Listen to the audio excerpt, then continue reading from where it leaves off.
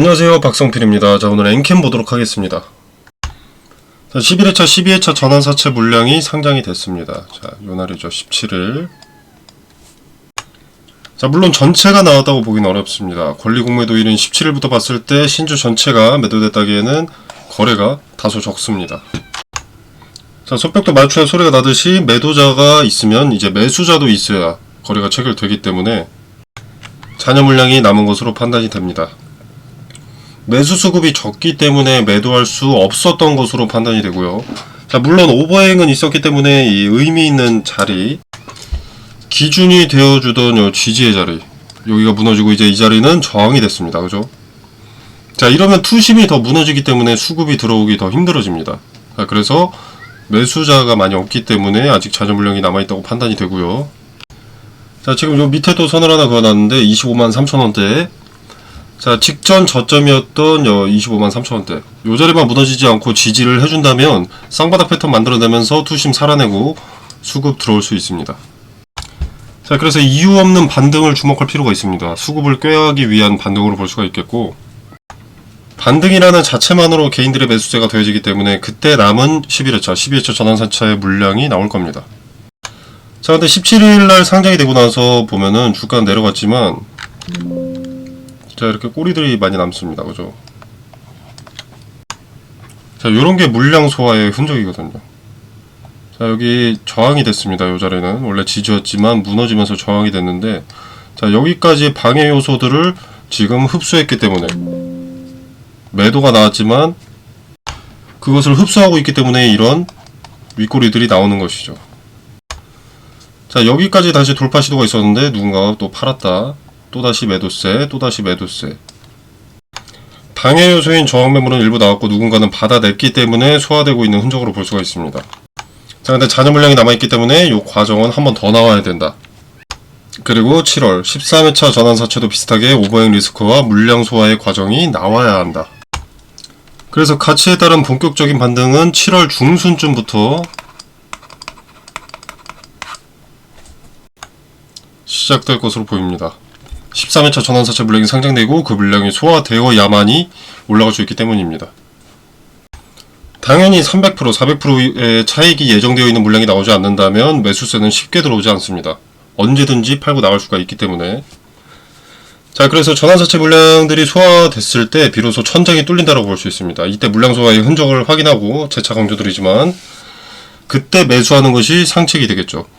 자, 지금은 매수 매도보다는 관망하면서 최적의 매수 타점을 잡을 수 있는 그 흔적을 기다리는 것이 좋다는 말씀을 드리고, 자, 7월에 있을 13회차 전환사채도 생각을 해보면 분할매도 타점을 잡고 그리고 분할매수 타점을 잡고 하면은 이익이 커지겠죠. 자, 당연히 전환사채 상장일이 다가오면 빠지기 시작하고 실제로 신주가 소화되기 전까지는 주가가 빠집니다. 자, 이때 근거를 확인하고 분할매도 분할매수 타점을 잡으면 돈은 벌었는데 물량은 또 늘어나 있고 또 평단도 낮아져 있을 수 있습니다. 자, 그렇게 7월 중순이 되고 매물이 소화되면 오버행 리스크가 없어지면서 기업의 가치에 집중할 수 있게 됩니다. 자, 카톡방에서 기업의 펀더멘털과 관련이 없는 전환사채 오버행 리스크를 활용해서 트레이딩 관점에서 이 분할매도 타점 그리고 분할매수 타점을 말씀드리겠습니다. 그리고 그 매수매도의 근거도 함께 설명드리도록 하겠습니다. 자, 보면은 이 제너럴 모터스 있죠. 제너럴 모터스가 계속 신고가를 경신하고 있습니다. 자, 이건 제너럴 모터스의 차트인데, 자, 계속 올라가고 있죠. 이렇게. 자, 그렇다는 것은 제너럴 모터스의 매출이 증가를 하고 있다는 거죠. 자, 몇 년 만에 흑자 전환에도 성공을 했었고, LG와 대규모 양극재 공급 계약이 있었었죠. 자, 규모는 양극재 50만 톤. 금액으로는 최소 24조 7,500억. 자, 이게 전기차 500만 대 물량이라고 합니다. 자, 그럼 이 500만 대 전해액도 당연히 들어갈 텐데, 이 전해액은 누가 공급을 하느냐? 엔캠이 단독으로 공급을 하고 있습니다. 자, 그리고 사업 현황 전망을 보시면, 자, 24년 하반기 신규 고객사 물량이 늘어날 예정이고요. 자, 그리고 25년은 많은 신규 전기차들의 출시가 예정이 되어 있기 때문에 성장 전망은 눈에 보인다고 할 수 있겠습니다. 자, 그리고 향후 주요 사업 전략으로는 미국 고객사 확보, 그리고 중국 비즈니스 확장이 핵심인데, 자, 북미 시장 같은 경우에는 얼티엄 셀즈를 중심으로 26년 미국 매출 24년 대비해서 약 340% 성장 전망이 되고 있고, 중국은 이제 CATL이죠. 전세계 배터리의 압도적인 점유율 1위입니다. 자, 이 CATL의 전해액 납품을 통한 수주 증가가 목표입니다. 자, 그리고 유럽 시장도 지금은 좀 작아 보일 수 있는데 25년 1분기부터 27년 1분기까지 5개 기업 진입을 목표로 두고 있습니다. 자, 그리고 매출 가이던스.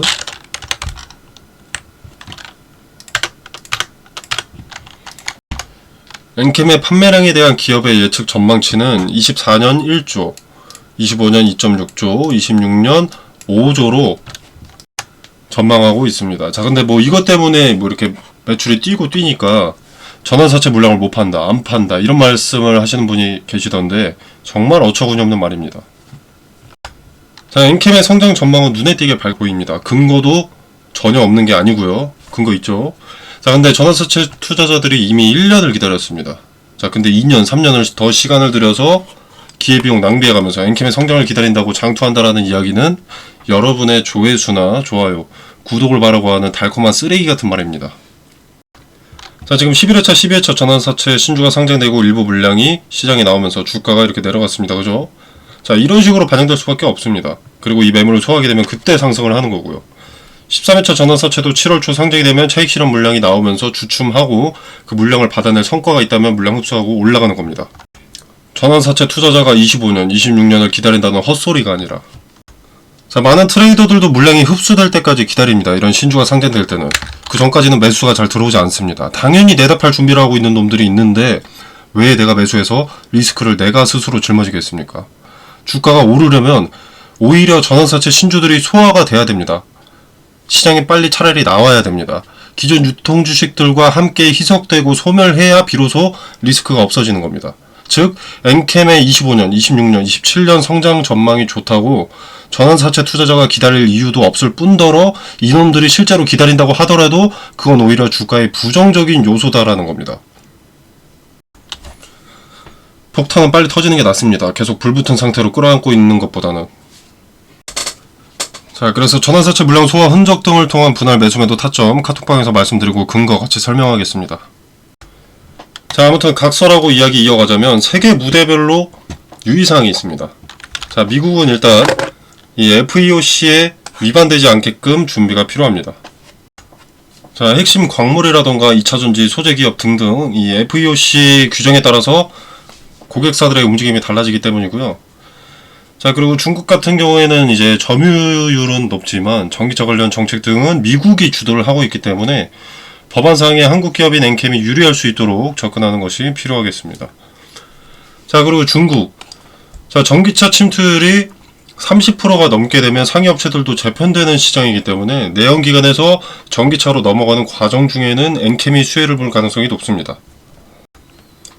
자, 그리고 유럽 진출 같은 경우에는, 유럽 시장 같은 경우는 이제 미국의 견제로 중국이 가장 큰 피해를 보게 될 텐데, 자, 그렇다고 중국이 유럽 시장을 등한시할 수는 없습니다. 포기할 수는 없습니다. 미국 다음 가는 시장이 유럽이기 때문에. 자, 그래서 중국도 유럽을 진출해야 되는데, 중국이 유럽을 진출하려면 여러 규제에 의해서 당연히 한국 소재 업체와 손을 잡아야 할 겁니다. 자, 유럽에 이미 진출한 한국 셀업체도 많기도 하고요. 자, 그래서 엔캠의 이 매출 가이던스는 허황된 꿈 같은 소리가 아니라고 봅니다.